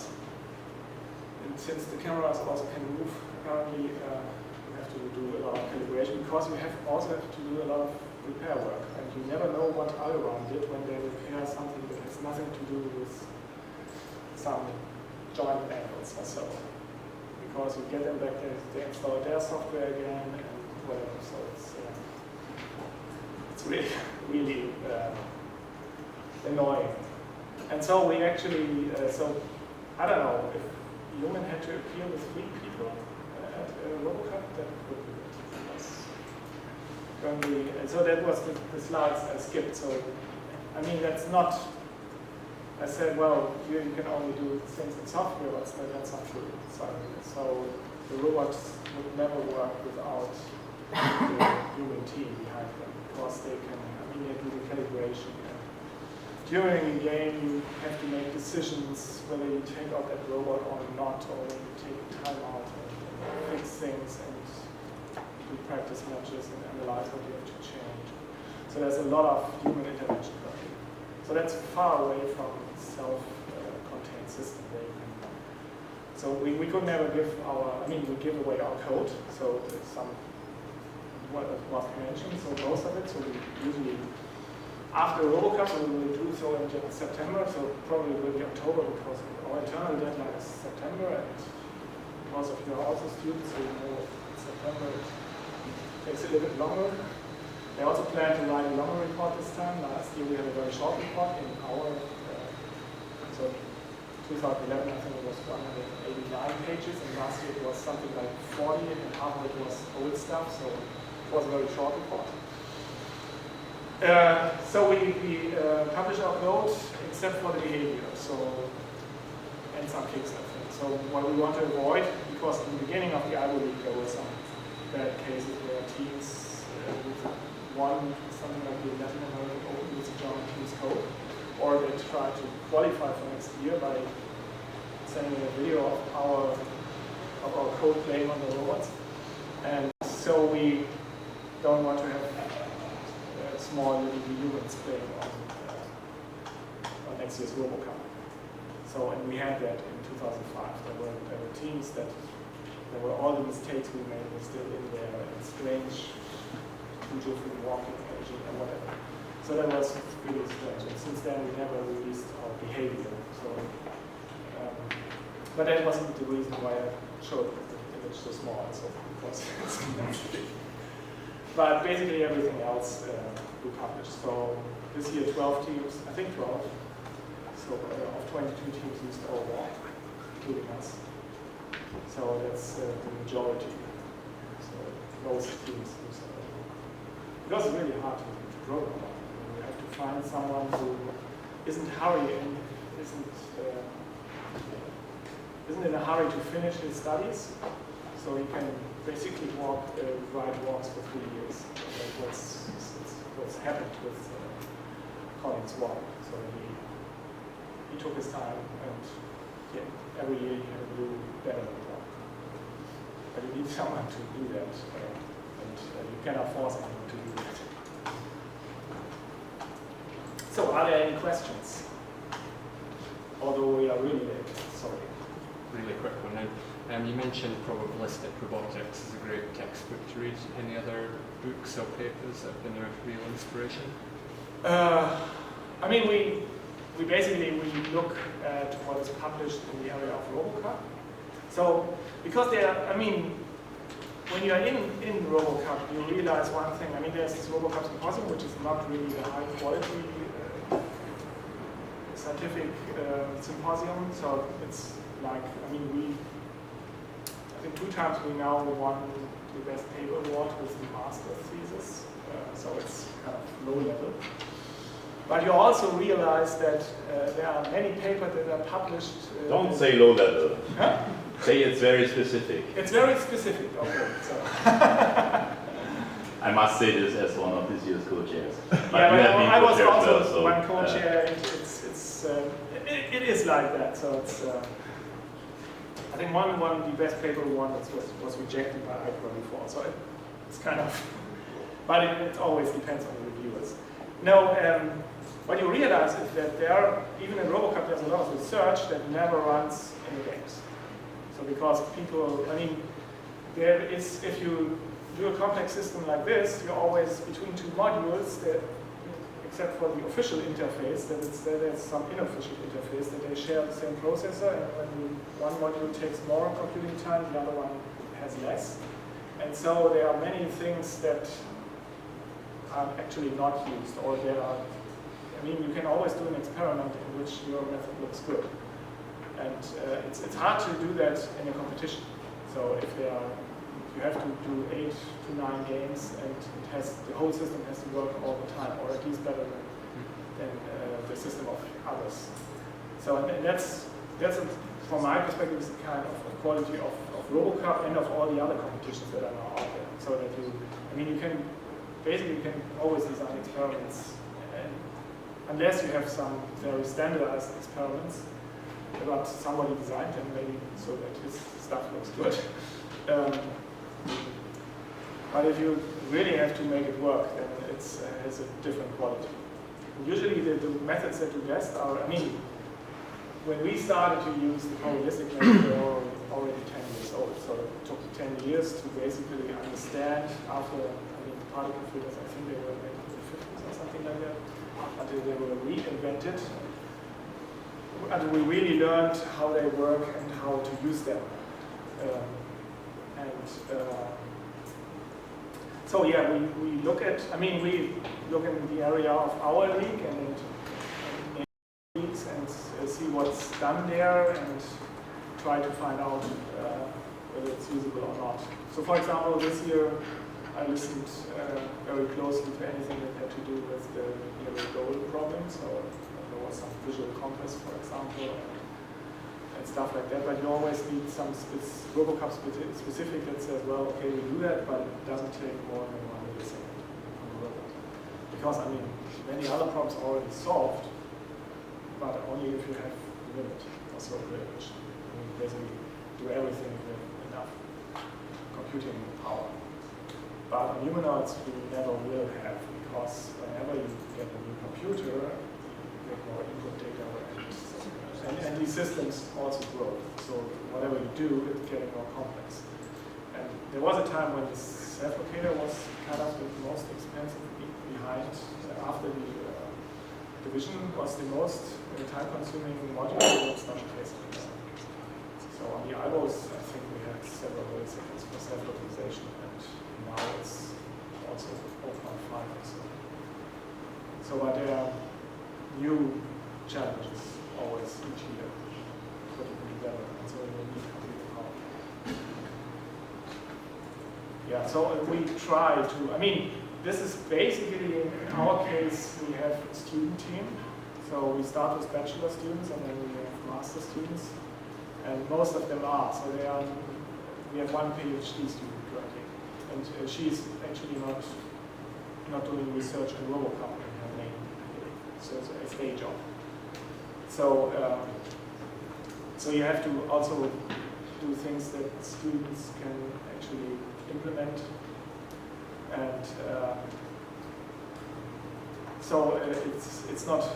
Sometimes it's like, well, okay, I see this cool method, but if I give it to a student, then maybe cannot implement it. So, for example, there's this vision system from the team from Leipzig who say that it can do without color calibration, and our students try to implement it, and it didn't work very well. So I don't know. So there's always a chance, well, they didn't implement it correctly because they didn't publish the code, or it actually isn't that good. And it might be both, because we could see the world better than the job only when the line actually changed during the competition. So it's well. Most of the time you can only find out what's better if you really take the time and implement it, or you get it in open source and try it. So I also had some slides on our architecture. I didn't show them, but I think there's always the question whether we should switch to the robot operating system. And there actually is one team who uses it, but they never published the really important things like how much computing time does it cost them and how to use ROS. And that would be the first question we would ask, because they use a lot of threads in ROS, and we do not. And so how much do I lose by simply using another basic infrastructure? But you cannot find out before you have done it. So I don't know whether anybody will really do it and say, well, okay, we compare it with our own system, and this is the cost. Because then you could reuse your code in other scenarios. So they even imported our engine for ROS. But well, I don't know. Actually, there are many. Our framework is quite compact or encapsulated, so there are many attempts to take the walking engine out and put it in a black box to use it somewhere else. And we are happy that the pressure is so high that other teams do that for us. So, yeah, but I mean, the reproducibility is, I think, in robotics is still a big issue. So, I mean, there are many papers, and you do not have many cases where another, I mean, like it's standard in other sciences. So, in physics, I think there must be someone else who said, well, okay, I just, the theory is correct. I did the same experiments, and here you don't have that. So, so there's always, yeah, I mean, clearly we look into what other teams do, what other people do, although, I mean, there's this ICRA kind of robotics stuff is usually way ahead of, on such a small system most of the time.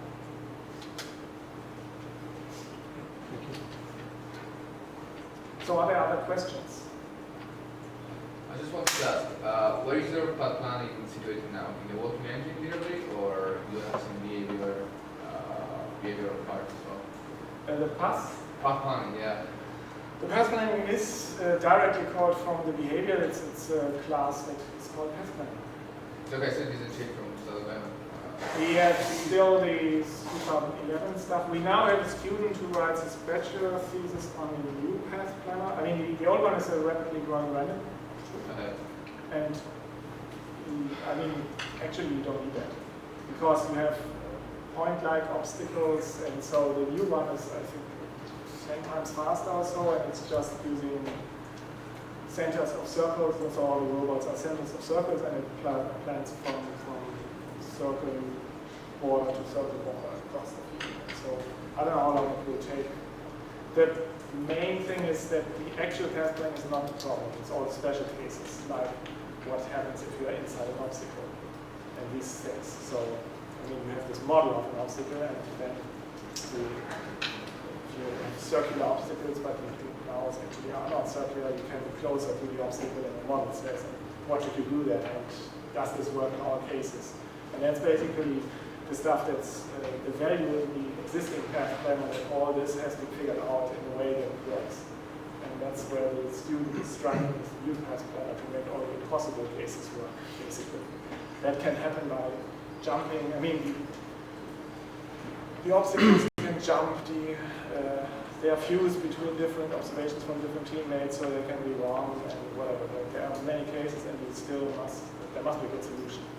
And that's more of the other one thing is really easy to write down. This question comes from because when I was looking at the actual nexus this year, I noticed that sometimes when going to the ball, for instance, instead of doing a straight line, even though without obstacles, like because of the wear, the robot was doing some kind of movements that weren't looking at it were visible the walking engine, but more like something different. But I guess that was balanced probably. So. I mean, we have something in there that we do not believe communicated obstacle if they're close to us. So we at least we also have seen them by ourselves. But it might sometimes be that this new visual obstacle detection sometimes detects something in field lines. Yeah. So there might always be mistakes. So when the Arne who wrote the new obstacle detector, you always look through the log files and try to find wrong, false positives and things like that, so it was improving it, but it happens. So what about machine learning? I mean, in order to get rid of the calibration steps? Yes, I mean, you would have to do it per robot. Yeah. So I mean, we were with the idols, we had more learning in there. It wasn't really an active optimization. So with the idols, I think that there was 1 year, I think in 2004, 2012, everybody was doing walk optimization. So you put a robot on the field and let it run for 3 hours, and afterwards you have the optimal walk. And that was easy because during these experiments they rarely fell down because of fall legs. Basically you had less speed, but they do not always fall down. Since we walk on 2 legs, we do not have these kinds of experiments anymore because it's really tedious. So you have to stay close to the robot and catch it and whatever. And Yeah, automatic calibration. So we have for the camera, so usually it's like, we also say, well, you can do this automatically, that somebody implements it, then we execute it, and we determine, well, it's okay, but not as good as manually. And then we do the manual stuff afterwards. And after a while, the students do not switch on the automatic stuff anymore because they have to do the manual stuff afterwards anyway. So the problem is, if, for example, I mean, the camera calibration could be quite easy. I mean, we do it using the field lines, and this works if the field lines are in the correct spots, which isn't the case in all RoboCups. This year it was very good.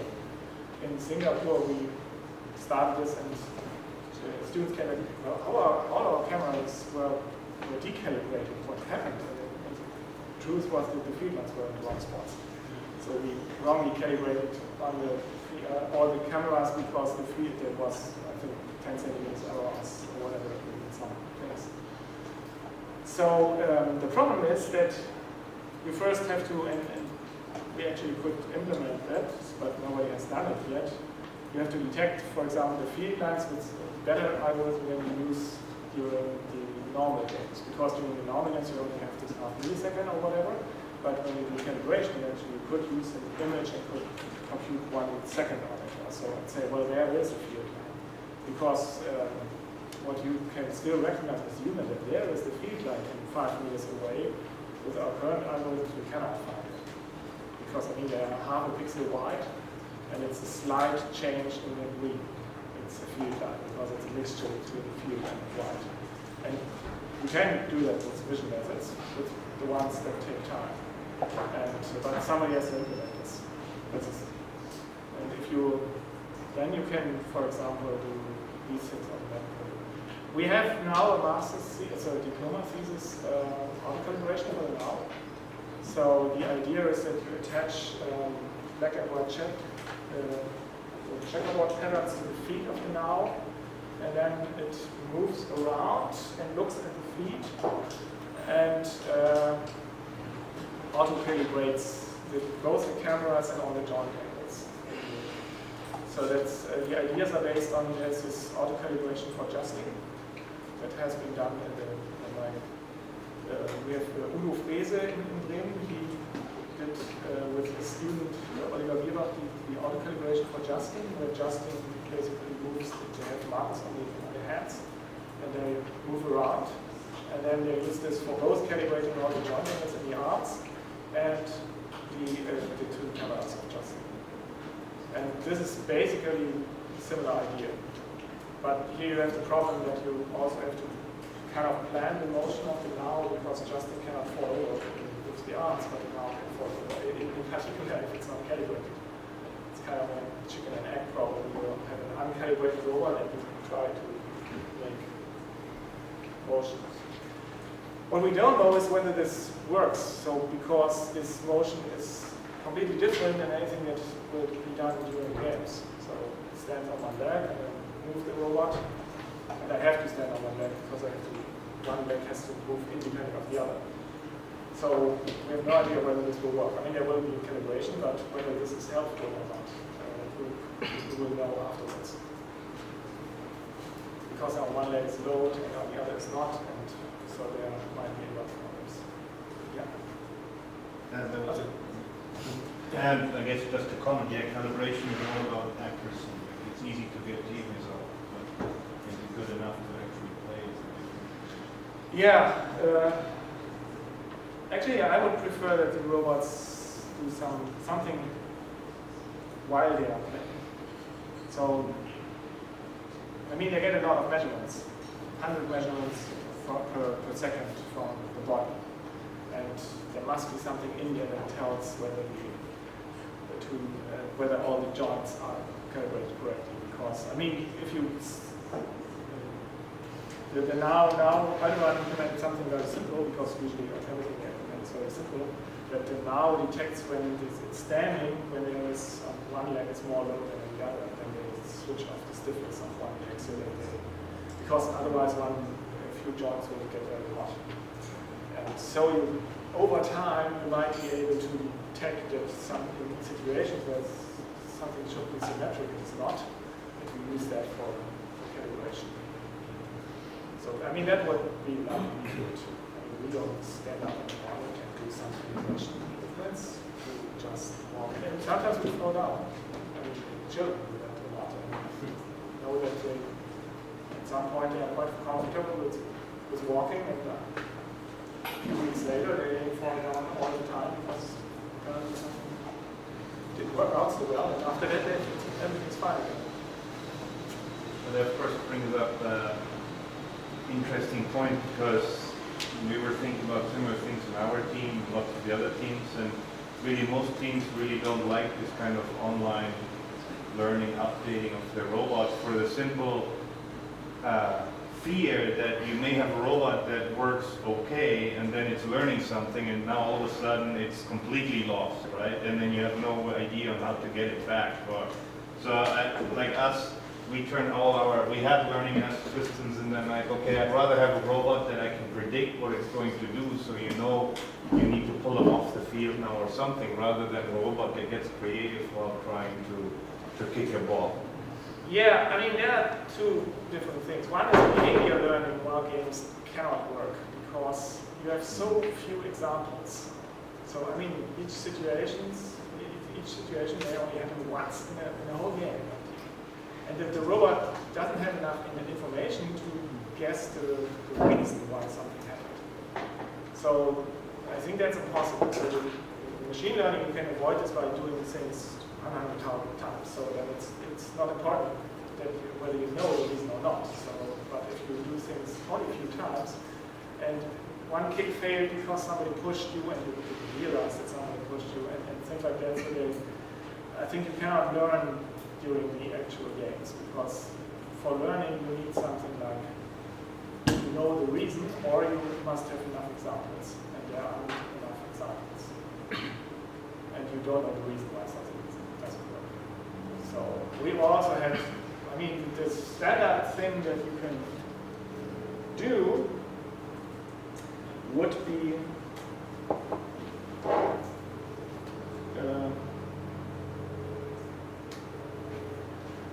sometimes we have, we have a lot of parameters in these decisions, so usually they are numbers. And what you can do is, we often have probabilities. So like, I can directly shoot at the goal, or I can pass to my teammate because it's also close to the goal. What do I do? And currently I fix numbers like with 80% chance I directly, I don't know the correct numbers we have. I directly try to kick a goal, and with 20% chance I simply pass to the teammate. And I could try to change these numbers. So basically, okay, I kicked at the ball. I didn't receive a signal from the game controller, that's the referee computer, in the 20 seconds afterwards that there was a goal, so probably I failed. And so next time I may try to pass it. So that might be things, but I don't know, we also have the fear that learn that it would be, the best solution would be to stand still and do nothing, something like that. Yeah. So, especially if you come to think about, okay, I mean, if you have behavior decisions, why should only one robot learn? The robot could also tell his teammates what he has done, and they do the same thing. So basically, you have the whole team to learn the wrong thing. So and that would be, and it's also if you have usually in the it's currently to change, but normally it's what's in the Standard Platform League that you do not have a connection to the robots during the games. So not for visualization. So now it's in the rules that if both teams agree, they can do it, but there are still several teams who do not agree, and sometimes also very nice just to watch the game and not to analyze everything. But then if you cannot see what happens, then robots behave strangely, and you don't know why they did it. So that would be kind of strange. So why are some of the teams against logging or allowing logging? Okay, you can log. I mean, logging is, you can log on a robot. So basically, I mean, that several teams do that. But there you always have to look afterwards. I mean, it's quite nice because then you can, with enough time, you can replay and see what happens and have a think like that. But I don't know. I mean, for example, in this game against Austin Villa, they said they didn't want a connection to robots, so they do that. And it's not, the rules do not say that you have to give a reason. And I mean, one reason is that it hasn't been that way for a long time. I mean, so I think that there was never, or in the discussions in the CC, there always was the fear that somebody said something back to the robots. So, I mean, in some situations, a single key press would have a lot. Should I turn left or right to find the ball? If it's left, it would be 40% faster. So, but I don't think anybody would do I mean, it. how serious would you actually be able to detect somebody with a laptop? Keystrokes? Would you actually be able to, like, do you actually check for this? Like in the Humanoid League, we also just go with a gentleman's agreement. Yeah. I always worry about that too. Like, I don't know. So